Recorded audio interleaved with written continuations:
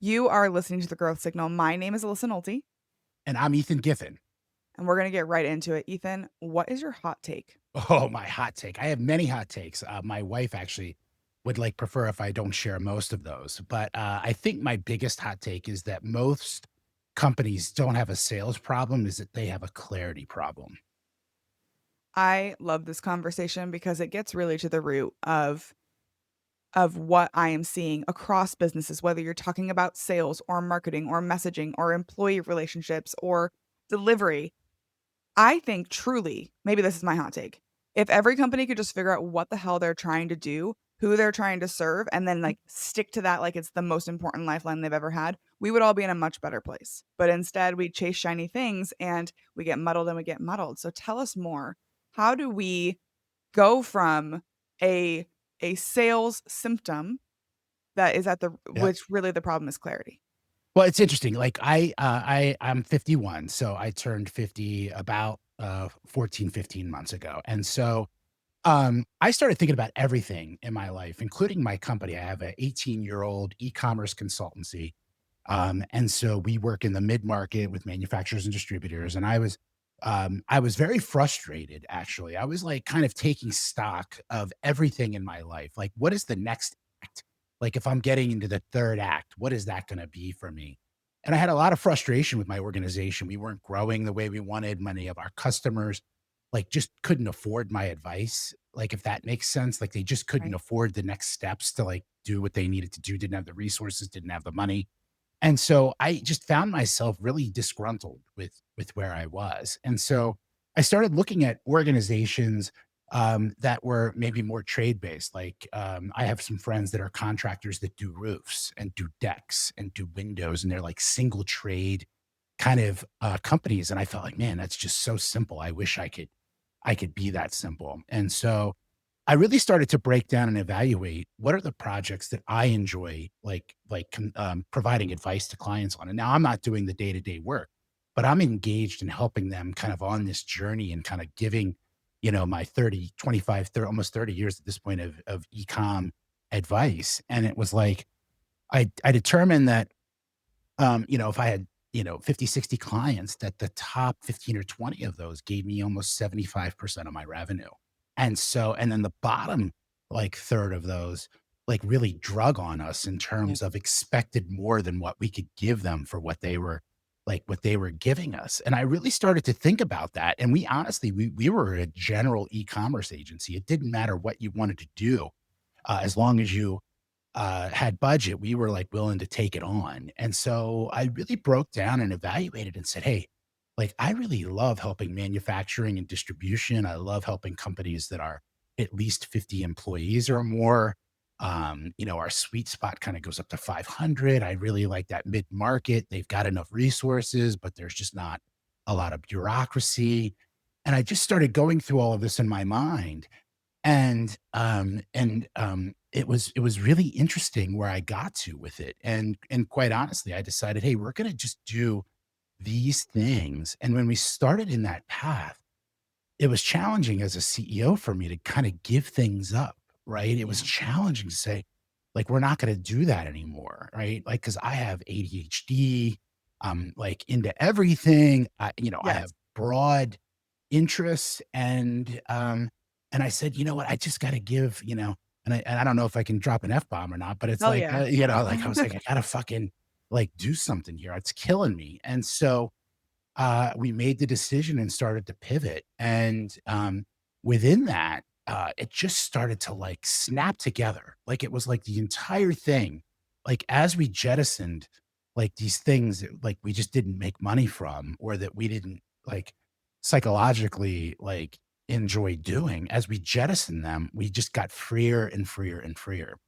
And, it's just really propelled us forward, um, in a way that I had never expected. And it's really evolved me as well. It's allowed me, I've wanted to write a book for, the last 15 years. And I'd been unable to kind of stick my finger in what's the thing to write about. What do I grab here? And the clarity of doing that actually allowed me to kind of lock that in as well and be able to put 7 months into going down that path. And so it's just really interesting, like being on the other side of that. I read a book, somebody gave me a book called 10X, right? And it's like, if you want to grow your company, you try to grow your company 2X, you try to run twice as fast, but you run out of steam. But if you want to grow 10X, you got to kind of think outside of the boundaries of gravity, like of how you kind of move around the chessboard. And I really took that to heart as I was kind of all the things lined up for me there. And so it's been very, very rewarding to go through all of that process. And quite honestly, it's helped us to you're either an artist or you're a factory, right? And so it's allowed us to kind of like we were both. We had one foot in each side, and it allowed us to really be, hey, we want to be true consultants. We want to like strategically help our customers move forward. There is so much, like, I see so much of my own journey reflected in your story. As a fellow ADHD, driven, fueled entrepreneur, I find myself all the time seeing what I'll call bluebirds, projects that land in your lap and you make a lot of money doing them and they're a great project and they came out of nowhere. And then all of a sudden you go, "Oh, well, I guess we're a higher education company now. That's who we serve. Oh, I guess we're a tech company now and that's who we serve."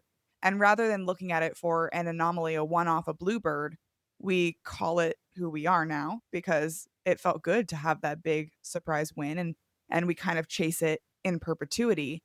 The one thing that someone once said to me that really started to drive home your point is, if you want to be the best in the world, it means you have to say no to a lot of Yeah. things. Like the fastest marathon runners or the Usain Bolt doesn't spend the same amount of time training his bowling league as he would his running. And Yeah. could you imagine if we were like, okay, to be the fastest runner in the world, you have to spend half your time working on your bowling technique and half the time working on running.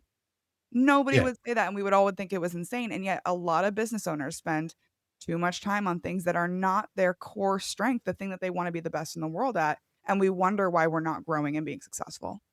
Yeah, it's really interesting. I one of the real impactful things that I also did as well is that I had let myself get too isolated during COVID, right? Like, Yeah, our clients are not local to me. So, I would travel on planes and trains all the time. And during COVID, I kind of like nobody was doing that. And even after, like our clients just didn't want to, everybody just wanted to stay home in their stretchy pants and yeah, like, in slippers. And so one of the things that I did was I joined an organization called EO, Entrepreneurs Organization, global yeah. organization.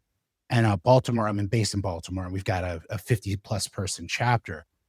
And, I joined that at the same time. And finding my tribe really helped me as well to be around other people. Um, in that, like, I was at our annual retreat, and I was a brand new member. I didn't know anybody. Like, I had, like, literally had just joined, and I'm thrust into this group where everybody's super tight and they know all their, all their skeletons. And somebody, like, gave me a book, like, on pricing, on how to price, like, and how to like, I got so much, like, out of that it's like people will give you something, along the way. So I really also encourage people to find a tribe, that they click with and that are around other people that kind of, they don't have to push you to grow, but it's just like through like breathing the same air, you start like thinking differently, right? And so, I couldn't have finished um my book without the folks in EO that have helped me like give me advice and help me on that journey. I do a keynote presentations, and through that I met a fantastic speaking coach that helped me to refine my talk. I hate to call it a pitch because it's informative, but they like kind of my messaging on that because I was just like all over the place. Again, a typical ADHD type thing. And so, if you think about it, even Tom Brady needs a coach, to Yeah. like to grow. And so it's good just being around other people that maybe, are good players and coaches and mentors and just sharing the same experiences. So those are really 2 impactful things for me that have really helped me, like, evolve forward when I was in a pretty rusty spot, as a founder and CEO. So, 2 questions about kind of that transformation. 1, I assume you had a team. I mean, your company Oh, is yeah. is several years old. About 30 folks. Yep. And When you came to them and said, "We're gonna niche, we're gonna focus, we're gonna drill into these specific things," 1, did you get pushback? And 2, how did you get all of the team on the same page? Because I feel like if you're a solopreneur, you only have to convince you, right? But when you start adding real other people with their own thoughts, opinions, and experiences, it can really make that hard to be clear because it's like the game of telephone. Yeah. Yeah, that's a great, fantastic question. I would say there's a lot of questions, right, in the process of doing this. But when you take something that you've had success with and you have other things that maybe you don't have, the projects in our niche allow us to, um, uh, they're more expensive because they're longer, they're more complicated, right? And it's not because we want them to be expensive. It just takes more to like get them done. And so we were finding that on some of our projects that weren't in our niche, we weren't able to charge enough to have the proper resources. And we just felt rushed or we felt Yeah. like friction from that. And so when I started to say, hey, listen, we may not be thinking about this, but this is actually a niche within where we are. And here's the last 4 or 5 projects that we've done that perfectly align to that. And here is why this client performs better versus this client that might be smaller or too small for us, or not in our niche and doesn't perform as well. And it became very crystal clear with that. Now, it takes a lot, for me, I've got this 18-year organization. It takes a lot to turn the ship. And so I set out with a mission. I said, listen, I'm going to like double down and become and I hate this term thought leader or influencer. I hate that term, but Yeah. like, But it is the way business is done post-COVID, I feel like. post COVID. Like, especially founder-led thought leadership. It's the reason these podcasts exist, right? If we're all being honest. Yeah. And so I'm posting 20 times a month on LinkedIn. I'm creating videos. I'm like really dialed into, um, um, really dialed into like what is our prospects' problems? Like how am I agitating them with like in my videos? And then what is the solution and what's the end result of that solution? And so, all of that's been pretty impactful. And I actually love doing it. I love being out there talking about this. I love meeting people at conferences and events. I really love, asking people questions like, I got in trouble in elementary school because I asked so many questions. Like my teachers hated me. This was before Yep. there was like ADHD meds and all that good stuff. But, I just, it just felt like an overall natural fit. I think my staff is happier just because Yeah. there's less noise and more time to think. And that's what they really want from this.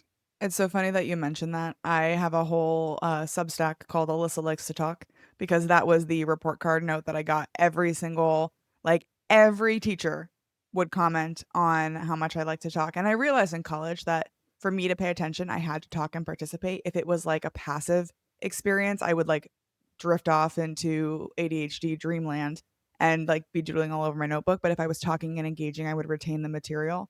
But yes, it is true, but I would say when I came into this, like, founder-led thought leadership concept, I was very reluctant, and I got over it and I learned to do it, so it wasn't something that came natural to me to stand up and, like, shout my thoughts into the void. I'm much better at it now. So I don't think it's something that you have to be natural at, it's something you can learn, but I do think it is important for anyone who is leading an organization in any capacity to think about people buy from people, and if you wanna be under consideration in this day and age, you have to almost think of yourself as a micro influencer for your business. Yeah, yeah. Yeah, I think along the way, like, I had forgotten I had, built this organization, and I had just forgotten that, like, how much I still need to tell people, "Hey, listen, like, I've got your back. I'm the owner. I'm the founder. Like, we stand behind our work. Like, you will always have my cell phone. Like, I'm not the guy managing your project, nor do you want that. Like, nor does my staff want that. Um, and so, but like, I'm here, I'm on this journey with you. I'm happy to be a sounding board. I'm happy to, like sit down a couple times a year and really, really like maybe there's something missing. Like maybe you might have like 4 out of the 5 things you need, and you're missing just one little nuance of a part of this, and I'm happy to be that sounding board for you.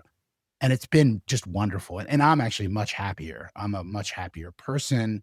My staff is happier. And, I am excited for the next iteration. Like, we got so busy. We actually are just in the process of even doubling down our overall branding and website within the niche because we just kind of got super busy with it. And so, I'm super excited. Over the last, I'm going to call it 20 years because there's a time before the company officially started where I was doing this work. Um, we've built our system for how to be successful with these projects is really comforting to the people because that we work with because they're less digitally mature. They're not they know how to manufacture their products and things. They don't know about the internet and how to sell and how, what APIs and webhooks and, you know, LLMs and all that kind of like craziness are with that. And so I think it's also important to have a system for how you operate. And I don't think because you're an artist doesn't mean you can't have SOPs and kind of Right. baseline IP to start from. I actually think it makes the process more powerful. And so, hey, we're going to start with this block of wood and we're going to carve it into what you want it to be. So you mentioned a little bit earlier, but I would love to dig into you have a book coming out later this month. Tell us more about the book. What is it about? What inspired you to write it, and why should readers pick it up? Yeah, yeah, yeah. So, a book is coming out, and it's called the B2B E-Commerce Blueprint for Manufacturers and Distributors. And so it's a book for mid-market companies. I call that kind of 50 million to 500 million. And it's an interesting thing. They have the resources to move their businesses ahead in terms of digital revenue, but they also don't have the bureaucracy of big enterprise companies. And so there's just there's an abyss of nothing, like of darkness, like in this part of it for this. And so what we really specialize in helping to do is to build buyer portals for a manufacturer distributor that sells to their customers who may use their products to assemble their product, which they then sell to their customers. And it allows them that even if they work with a salesperson to come in at 10 o'clock at night or 6 o'clock in the morning and have their pricing and have their quoting engines and have their credit terms and have all of the things that they need to do business with you in a digital capacity versus Right. sending a text message, sending an email, calling a call center, right? You're able to have reordering lists and all of that. And so the book takes an executive, generally somebody like a CEO, CFO, COO, chief marketing officer, on the journey of how to think about approaching a project like this, how to build consensus with your internal team, because transformation and change, like that's the biggest part of it is the people, not the actual code.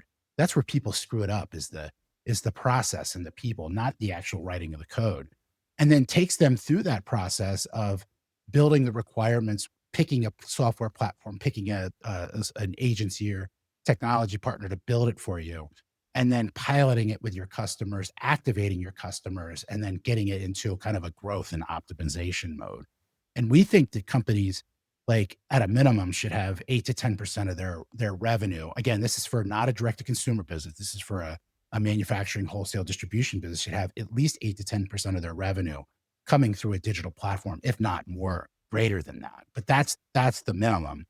And so we take folks on the journey of how to do it with stories and information, really broken down, like easily. So I kind of grew up in the backwoods, so I like to kind of break things down like a little simpler than like it's not a technical book. It's a book on how to get through this process successfully and create a digital moat around your business. Do you think it has application for people who aren't in the manufacturing and distributing? Like, I'm in a consulting business, right? Or is it really like, did you take that niching to heart No, when it came to it's your book as well? specifically for our ICP. Awesome. I felt like I had all this knowledge, right? And I've been talking to people and calling bullshit on things in our industry for years. And it's like, I need to write a book on this. I want to get up on stage and talk about this to groups and organizations and help them take the first step. I actually really enjoy that. And so this is like doubling down inside of our niche, kind of giving them a handbook. Yeah. Like admittedly, like I'd like it to be a handbook on comparing us and our thoughts versus other competitors of ours in the Yeah. space and saying why we get asked all the time, how and why are we different? And I think we think about a lot of parts of this that just people that write code don't do. We're a real consultancy. We think we start with the business problem first and build a strategy around that, not technology. The technology comes next. And so then we help people pilot and activate these tools, which is also something that most development shops, so to speak, don't do either. They just say, here's the portal, go have at it. And so that's how we're different and how we think about this. And I wanted this to be a handbook for them and to literally give every piece of knowledge away that I have in my brain about how I feel about doing these projects and what makes them successful. I just want to be transparent and give it away. I'm Yeah. really just inspired. I read a book called Endless Customers, and somebody that I've known from the HubSpot space for a long time, and Marcus Sheridan. So, like, that's like his concept of being transparent. We really like buy into, and we've always been that way. I love that it's literally a doubling down on your hot take, right? If Yeah, you are not clear, you are not going to be successful, and you've made it very clear, like, a lot of authors will write a book that is supposed to be quote unquote "for everyone," and when it's for everyone, it is for no one. Same with your marketing, same with your products, same with your services. If you build for everyone, you've built for literally no one. So I love that you're not only doubling down in your business, but doubling down in your book and building that audience and that thought leadership as well. Considering all the people that you know or aspire to know, who else is out there? What other thought leaders should we be paying attention to? yeah. It's interesting. On my journey, I ingested a lot of podcasts and like other things, and so one of the people that I find really intriguing and interesting is this guy. His name is Jonathan Jossel. He's the CEO of a casino in downtown Las Vegas called the Plaza, and it's the podcast is called On the Corner of Main Street because it's like Main Street is like the main drag down on Fremont Street, and it's like one Main Street is their address, and it's the only casino podcast I've ever heard. Yeah. And he's a fascinating guy. And I had, being a little burned out, I'm listening to this and the way that he's talking about his staff and he's talking about his how he appreciates them and elevating them and thinking about how he's always evolving the casino and always has something moving and changing. And it's not a strip casino, so they have not the same kind of economics, with that. And so he has a podcast that's super fascinating, and he has all these different guests on, and it's just like these interesting business lessons that I've learned from it, like by literally people just having conversations. And then I've always loved Las Vegas, so part of that to me is as well. But this guy is super fascinating, and I think he deserves a lot more elevation, kind of within the business world. He's very transparent in how Yeah. he talks about what he does. I'm gonna have to check that one out because that sounds fascinating. There is no better example of deeply understanding your customers and your target audience than casinos. They do it better than anyone else. We could learn a lot. Maybe not all the great lessons, but a lot about how we build experiences that people come back for, because that's the entire premise of the city of Las Vegas. So there's a lot for us all to learn as business leaders about that city and how we can apply those same lessons. In If an era someone of private equity and people that hide in their offices, he's on the Yes. floor, he's giving his cell phone out, he's very visible. And it's just, again, it's fascinating to me how he's approached it. Yeah, unfortunately, that is a breath of fresh air in today's business world, right? We wanna be out on the floor, we wanna give out our cell phone, we wanna make sure that we are accessible when our team needs us. On that note, considering, how people can connect with you, if someone really is loving this conversation, they wanna learn more, they wanna make sure that they are ready to grab the book as soon as it comes out, where can we find you online? How can we follow along? So I would say that the easiest way is LinkedIn, and it's Ethan Giffin, Giffin, no R. They did put an R in my dad's tombstone, and Oh my so god. imagine the discount you get when that happens. And so we of course got a new one, but it's Ethan Giffin. I post about 20 times a month on LinkedIn, a lot of videos, a lot of content. I'd love to connect and meet people. So that's the first place. And then groovecommerce.com is my agency. And so um, the book is going to be coming out any day. And so I'm super excited to get that launched and would love to meet you. And and if the book is relevant for what you do, if you're a manufacturer and distributor, I would love to meet you as well and have you read it. Ethan, thank you so much for coming on the show. I loved this conversation. I loved everything you had to say to us. Thank you for sharing your knowledge and being transparent, open, and honest with our Thank, listeners. thank you, Alyssa. I really appreciate being a guest.